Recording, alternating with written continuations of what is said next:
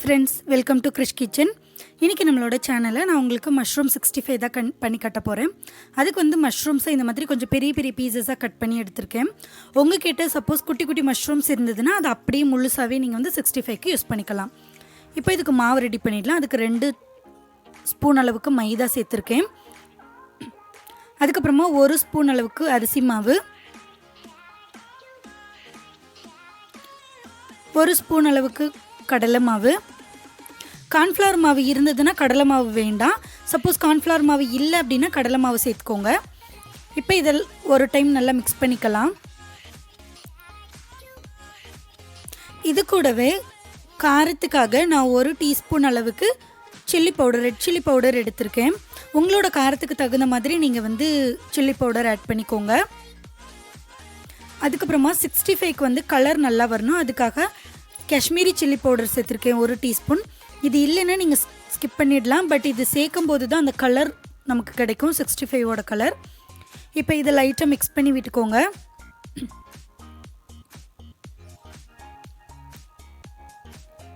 இது கூடவே உப்பு சேர்த்துக்கலாம். சால்ட் வந்து கொஞ்சமாக சேர்த்துக்கோங்க போதும். ஏன்னா மஷ்ரூமில் சால்ட் வந்து ஈஸியாக சேர்ந்துடும். ஸோ சால்ட் வந்து கொஞ்சமாக சேர்த்துக்கோங்க போதும். சேர்த்துட்டு இதை ஒரு டைம் வந்து நல்லா மிக்ஸ் பண்ணி விட்டுக்கலாம்.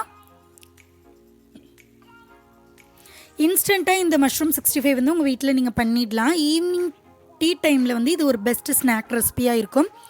இப்போ நான் வந்து இதில் ஒரு 1/2 லெமன் அளவுக்கு ஸ்வீஸ் பண்ணி எடுக்கிறேன். லெமன் இல்லை அப்படின்னா நீங்கள் வினிகர் சேர்த்துக்கலாம். பட் லெமன் ஸ்க்வீஸ் பண்ணும்போது அந்த டேஸ்ட் வந்து சூப்பராக இருக்கும். லைட்டாக ஒரு புளிப்பு சுவையோட க்ரன்ச்சியாக அந்த மஷ்ரூம் 65 ரொம்ப டேஸ்ட்டாக இருக்கும். இப்போ இதுக்குள்ளே மஷ்ரூம் எல்லாத்தையும் சேர்த்து நல்லா கோட் பண்ணிக்கலாம். இதை நல்லா பிசைஞ்சு விட்டுக்கோங்க. மஷ்ரூம் எல்லாமே வந்து நல்லா கோட் ஆகணும். நான் வந்து ரொம்ப பெரிய பெரிய மஷ்ரூமாக இருந்ததுனால கட் பண்ணியிருக்கேன். கொஞ்சம் பெரிய பீஸஸாக ஒரு மஷ்ரூமை 4 கட் பண்ணியிருக்கேன். குட்டி மஷ்ரூமாக இருந்தால் அப்படியே நீங்கள் சேர்த்துக்கோங்க. அப்போ 65க்கு இன்னும் டேஸ்ட் நல்லா இருக்கும். மஷ்ரூமில் ஏற்கனவே தண்ணி இருக்கும். அதனால ஃபஸ்ட்டு நான் அந்த தண்ணியெல்லாம் எடுத்து ட்ரை பண்ணிக்கிறேன். அதுக்கப்புறமா கொஞ்சமாக தண்ணி தெளித்து நீங்கள் பிசைஞ்சுக்கோங்க. தண்ணியை அப்படியே சேர்த்து பிசைஞ்சிட்டு வேண்டாம். கொஞ்சம் கொஞ்சமாக தண்ணி ஆட் பண்ணிக்கோங்க. ஓரளவுக்கு கெட்டியான கன்சிஸ்டன்சியில் இருக்கணும். அப்போ தான் கிறிஸ்பியாக வரும். அட் த சேம் டைம் எண்ணெய் குடிக்காமல் வரும். நீங்கள் கொஞ்சம் தண்ணி நிறையா சேர்த்துட்டிங்க அப்படின்னா எண்ணெய் நிறையா அப்சர்வ் ஆகிடும். அப்புறம் நம்ம 65 சாப்பிடும்போது ரொம்ப ஆயிலியாக இருக்க மாதிரி தெரியும். ஸோ ரொம்ப கெட்டியாக இருந்தால் வேகாது. மேலே உள்ள மாவு மட்டுமே வேகும், உள்ளே இருக்கிற மஷ்ரூம் வேகாது. ஸோ மீடியமான கன்சிஸ்டன்சி இருக்கணும். நம்ம பஜ்ஜி மாவுக்கு போடுறத விட இன்னும் கொஞ்சம் திக் பேட்டராக நீங்கள் வந்து ரெடி பண்ணிக்கோங்க. பாருங்கள், இந்த மாதிரி தான்.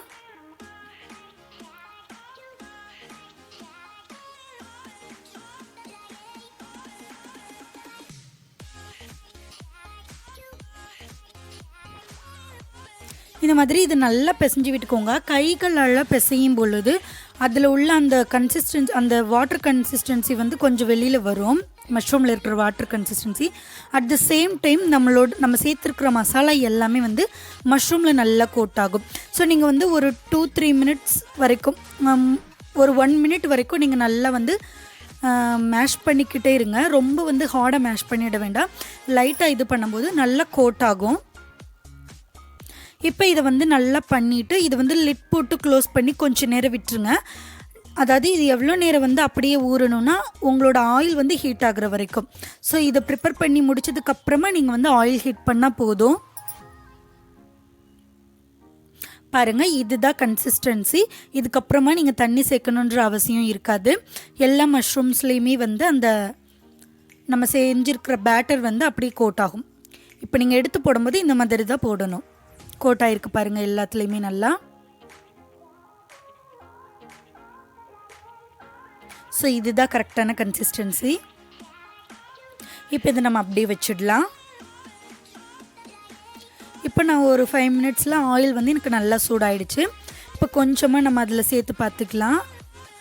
ஆயில் ஹீட் ஆகிருக்கான்னு டெஸ்ட் பண்ணி பார்த்துக்கலாம். மீடியம் ஃப்ளேமில் வச்சு ஃப்ரை பண்ணுங்கள். ஹை ஃப்ளேமில் நீங்கள் வச்சு ஃப்ரை பண்ணும் பொழுது மேலே போட்டிருக்க கோட்டிங் வந்து ஃப்ரை ஆகி நல்லா வெந்து வந்துடும். மஷ்ரூம் வந்து வேகாமல் அப்படியே இருக்கும். ஸோ ரொம்ப லோ ஃப்ளேம்னா ரொம்ப எண்ணெய் குடிக்க ஆரம்பிச்சிடும். ஸோ மீடியம் ஃப்ளேம்லேயே போட்டுக்கோங்க. ஒவ்வொரு மஷ்ரூமையும் எடுக்கும்போது கொஞ்சமாக அந்த பேட்டரி சேர்த்து எடுத்துக்கோங்க. எடுத்து இந்த மாதிரி போடுங்க.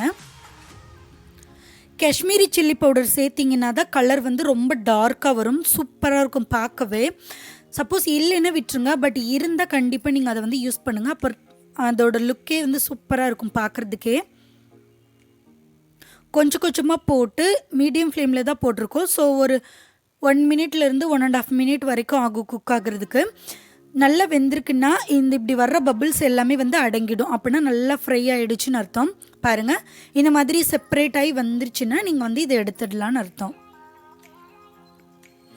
இதுக்கு அடுத்த இது ஒரு ஸ்டேஜ், இது மாதிரி நான் ஒன்று ப்ரிப்பேர் பண்ணியிருக்கேன். இது வந்து 65.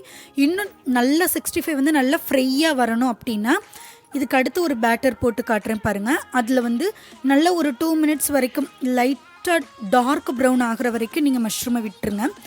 அதுக்கப்புறமா நீங்கள் வந்து ஃப்ரை பண்ணி எடுங்க. ரெண்டுக்குமே டேஸ்ட் டிஃப்ரென்ஸ் இருக்கும். இதில் வந்து மீடியம் க்ரன்ச்சினஸ் இருக்கும்.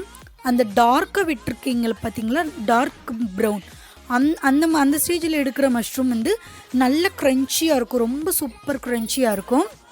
ஸோ பெஸ்ட்டு வந்து குழந்தைங்க கிட்ஸுக்கு கொடுக்கும்போது நான் ஃபஸ்ட்டு சொல்லியிருந்தேன் அந்த ஃப்ளேம் அந்த கொஞ்சம் அந்த மாதிரியான கன்சிஸ்டன்சியில் எடுத்துருங்க. பெரியவங்க சாப்பிடும்போது ரொம்ப க்ரன்ச்சியாகவே நீங்கள் வந்து சாப்பிட்டுக்கலாம்.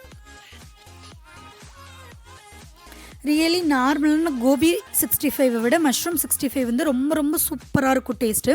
ஆல்ரெடி நான் மஷ்ரூமில் வந்து கிரேவி, அதுக்கப்புறமா மஷ்ரூம் பிரியாணி அதெல்லாமே போட்டிருக்கேன். அது கூட வந்து இப்போ இந்த 65ம் ஆட் பண்ணியிருக்கேன். நீங்கள் ஒரு பெஸ்ட்டு லஞ்ச் ரெடி பண்ணும்போது இந்த 65ம் சேர்த்து ரெடி பண்ணி கொடுக்கலாம். பாருங்கள், ஃப்ரை ஆனதுக்கப்புறம் எப்படி இருக்குது பாருங்கள், சூப்பராக இருக்கும். கண்டிப்பாக இந்த மஷ்ரூம் 65 உங்கள் வீட்டில் ட்ரை பண்ணி பாருங்கள். டீ டைமுக்கு ஒரு பெஸ்ட்டு ஸ்நாக் ரெசிபியாகவும் இது இருக்கும்.